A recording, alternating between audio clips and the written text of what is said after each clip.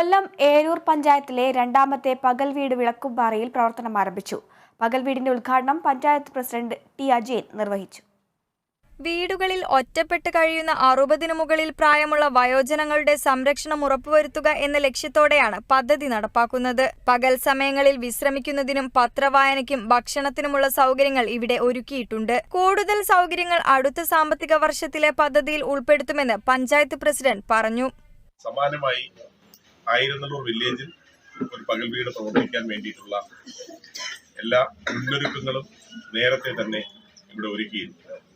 ഇവിടെ സൂചിപ്പിച്ചതുപോലെ കോവിഡിന്റെ എല്ലാം ഭാഗമായിട്ട് നമുക്കതിന്റെ പ്രവർത്തനങ്ങളിലേക്ക് കടക്കാൻ കഴിഞ്ഞു. സഖാവ് ആർ ബിജു പഞ്ചായത്ത് മെമ്പറായിരിക്കുന്ന ഘട്ടത്തിലാണ് ഈ പദ്ധതിക്ക് തുടക്കം കുറിക്കുന്നത്.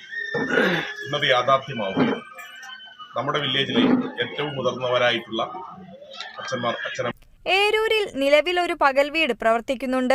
വിളക്കുപാറയിലെ പകൽ വീട്ടിൽ 15 വയോജനങ്ങൾ എത്തുന്നുണ്ട്. 2 കേന്ദ്രങ്ങളിലും കൂടുതൽ സൗകര്യം ഏർപ്പെടുത്തും. വയോജന സൗഹൃദ പഞ്ചായത്തായി ഏരൂർ പഞ്ചായത്തിനെ മാറ്റുന്നതിനുള്ള പ്രവർത്തനങ്ങൾ നടന്നുവരികയാണ്. പഞ്ചായത്ത് വൈസ് പ്രസിഡന്റ് ചിന്നു വിനോദ് അധ്യക്ഷനായിരുന്നു. പഞ്ചായത്ത് അംഗങ്ങൾ, ICDS സൂപ്പർവൈസർ അനീഷ്, കുടുംബശ്രീ ഭാരവാഹികൾ, അങ്കണവാടി വർക്കർമാർ തുടങ്ങിയവർ പങ്കെടുത്തു.